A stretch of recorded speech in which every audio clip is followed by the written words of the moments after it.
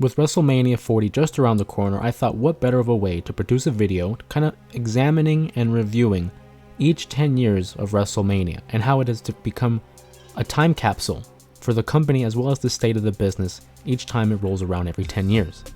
Hi, my name is Jose Ramos Jr. Welcome back to my YouTube channel, and if you like the pro wrestling content that I produce, please don't forget to like, share, and subscribe to the channel for more content just like this, as well as the J Area podcast that I release every Wednesday. As well as don't forget to follow me on other social media sites at justjose_3, and as we continue the video, please go ahead and comment down below what you guys think of this WrestleMania 40, as well as what is your hype level in terms of the Cody Rhodes and Bloodline storyline at this moment. You know, as I mentioned, every 10 years, it seems like it's a way to kind of refreshen and reset the way that the business is, as well as how wrestling is perceived, not only in the grand scheme of things, but how the WWE presents itself. You obviously look at the first WrestleMania, where it was Hulk Hogan and Mr. T taking on Roddy Piper and Mr. Orndorff in the main event of, obviously, the first WrestleMania, and how it evolved from then to WrestleMania 10. Obviously, those first 10 WrestleManias was a big proponent on the shoulders of a Hulk Hogan. But fresh off of the heels of the steroid trial, the WWE was under a lot of scrutiny and fire for presenting its wrestlers with the usage of steroids. So as a way to kind of stem away from that perception and kind of rehab and rehabilitate their overall perception, they kind of went away from guys like a Hulk Hogan, like a Randy Savage, like an Ultimate Warrior, and thus began the search for a new star who would help usher in this new generation for the WWF at that time. And the two names that really came to mind were that of Lex Luger and Bret the Hitman Hart. Bret the Hitman Hart was a workhorse. He was the consistent guy who was able to present great matches regardless of who he was facing that night. Lex Luger, on the other hand, presented himself as the ideal replacement for Hulk Hogan. He had the body, he had the size, he had the presentation. So ultimately, it became of, do we want the guy whose image matches out of a Hulk Hogan, or do we want someone who can help propel the quality of wrestling that we want to present? And ultimately, the WWF at that time kind of faced a dilemma. Who do we want to be our champion? Who do we want to be the face of this new generation? And that led to the 1994 Royal Rumble, where they had ultimately one of the more creative finishes, in my opinion, when you had Lex Luger and Bret the Hitman Hart both go over the top rope, resulting in the first ever tie and co-winner of the Royal Rumble. And it said that that was done in order to kind of gauge the audience's reactions. Who did they prefer? Who did they cheer more, whether it was Luger or Bret Hart? So heading into that WrestleMania, the champion at that time was Yokozuna. And he would face both winners of that Royal Rumble, ultimately in two different matches. There was a coin toss that would decide who would go first, and Lex Luger ultimately would get the first crack at Yokozuna. He was unsuccessful, and Bret the Hitman Hart would get that second crack in the main event, ultimately winning and resulting in this big joyous moment where members of the locker room would come and lift him on their shoulders in celebrating the new era of professional wrestling. And at that time, there was a great storyline going between he and his brother Owen Hart, who had one of the all-time great matchups in WrestleMania history. Not only was it a great match, but it could be argued it's the greatest opener in WrestleMania history. And at that point in 1994, there was a lot of change because the WCW was becoming more prevalent, it was gaining more mainstream notice, and it was just on the heels of creating WCW Monday Night Nitro. So given that, we see how it evolved in the first 10 years. We went from WrestleMania 1 being in Madison Square Garden and showcasing all these personalities, whether it was Hulk Hogan, Roddy Piper, Mr. T. You had other guys like Andre the Giant, Big John Studd, and so forth. Then you move into the new generation era in 1994, where now your guys are coming a little more smaller. Lex Luger, like I said, Bret the Hitman Hart, Owen Hart, Shawn Michaels, Razor Ramon, Diesel, among others. And now began the trend of the next 10 years. We fast forward to WrestleMania 20, where it all begins again. That's what the tagline was. Again, once again, emanating from Madison Square Garden. And in an era that followed the Attitude Era, they would lose guys like The Rock and Stone Cold Steve Austin. Stone Cold obviously had to retire due to injury, and The Rock would take his talents to Hollywood. So they resorted to having two other guys kind of step in as those main focal points, those main eventers. You had guys like Bill Goldberg coming from WCW, and Brock Lesnar. But see, WrestleMania 20 would ultimately mark the last match that these two would have in the WWE for quite some time. And the fans knew it. If you go back and watch that match between Brock Lesnar and Goldberg, the fans were booing them every second of the way. The only individual that received any type of cheers was the guest referee, Stone Cold Steve Austin. So in the absence of The Rock, in the absence of Stone Cold, Brock Lesnar, Bill Goldberg, who was going to fill in the shoes? Who would fill in as the main event guy? Who would help carry this new era in professional wrestling? Now, ultimately, the funny thing about it is you went from Hulk Hogan, and then you went smaller to Bret Hart. Some would argue they went even smaller. But for me personally, and I think a lot of people would agree, the work rate, the ability to work a match and connect with the audience kept getting better and better and better. Because in 2004, WrestleMania 20, your last image of that event was WWE Champion Eddie Guerrero and World Heavyweight Champion Chris Benoit.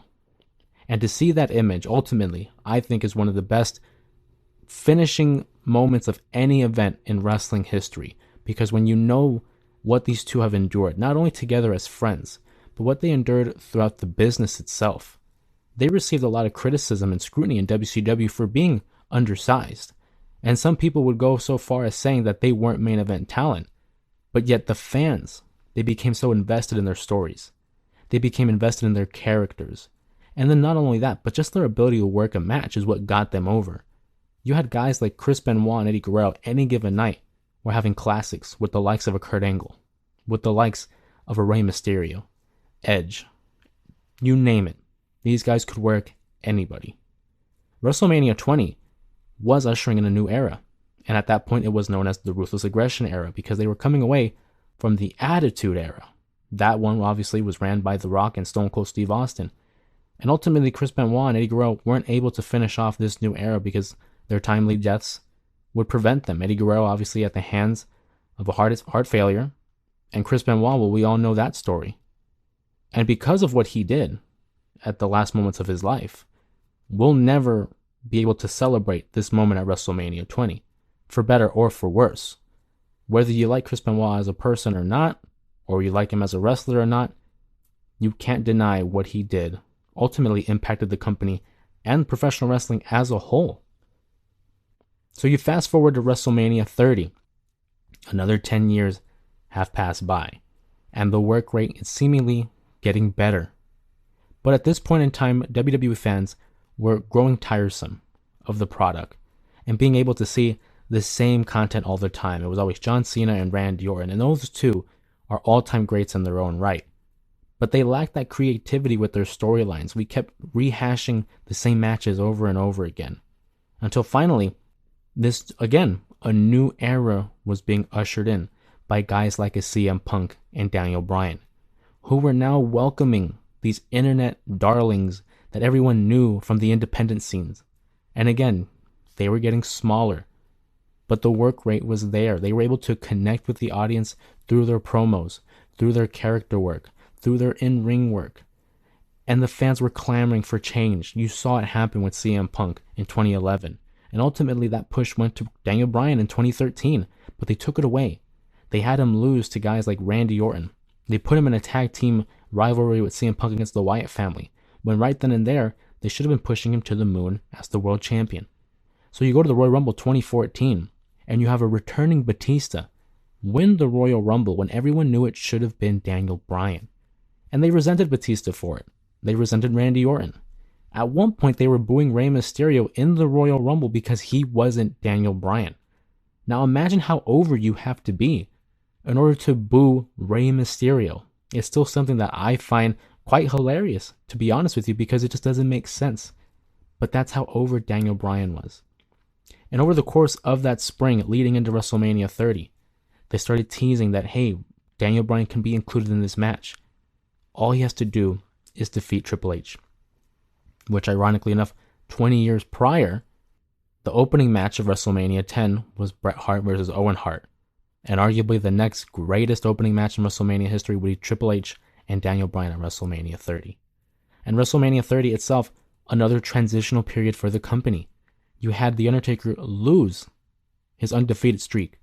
You saw The Shield, Roman Reigns, Dean Ambrose, and Seth Rollins debut at WrestleMania. And now, Daniel Bryan, his ascension to the top, he becomes again the WWE Champion and World Heavyweight Champion at that point because they'd unified the titles, signaling a new changing of the guard. And after that, in NXT, you would see the rise of stars such as a Kevin Owens, a Sami Zayn, Finn Balor, Adrian Neville, ushering all this new independent stars that came in from Ring of Honor, that came in from PWG, from New Japan. Every 10 years, it seemingly changed, and now we come to WrestleMania 40.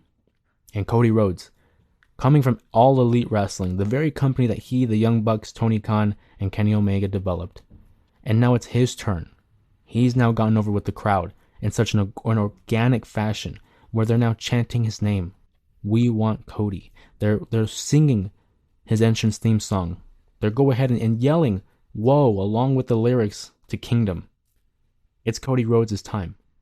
We saw it happen with Bret Hart in 1994, Eddie Guerrero and Chris Benoit in 2004, and in 2014, Daniel Bryan. Everyone kind of had their criticism and their complaints about last year's WrestleMania having Cody Rhodes lose to Roman Reigns, but ultimately it's all come down to this. With the inclusion of the Bloodline, the final boss, The Rock, the Tribal Chief, Roman Reigns, and with the inclusion of Seth Rollins, which comes full circle from 10 years ago when he debuted at WrestleMania 30, he now has that opportunity to properly main event a WrestleMania. And it's all for this. Another era of professional wrestling being ushered in, where we're having long-term storytelling, where we're having quality matches, quality promos. The production level has increased substantially. Many people on the internet, and I love this name, have been referring it to the Renaissance era because it's something new, also implying that we're coming out of the Dark Ages. But it's really a resurgence of the sport, a resurgence of the company. Wrestling has not been this hot in some time. I know in previous videos I've mentioned that the year 2000, you could argue, was the last time that the WWE was on this fire. And to see them have the level of talent, the quality of matches, the quality of bookings, the quality of crowds, it's indescribable. We're heading into WrestleMania 40, and I can only wonder what WrestleMania 50 will have in store. But we haven't gotten there yet. We still got to get to WrestleMania 40. It should be a great show. It should be a monumental and historic event. 2 nights, remember that. WrestleMania Saturday and WrestleMania Sunday. I'm looking forward to it. I hope you guys are too. If you like the video, please give it a like, share, subscribe to the YouTube channel for more content revolving around pro wrestling, as well as the J Area podcast, which airs on Wednesdays. And if you guys are looking forward to WrestleMania as much as I am, please comment down below which match you're looking forward to, or let me know. Do you think Cody Rhodes will ultimately finish the story and continue the trend that the past stars have done every 10 years? With that being said, my name is Jose Ramos Jr. You can follow me at JustJose_3, and I'll catch you in the next video.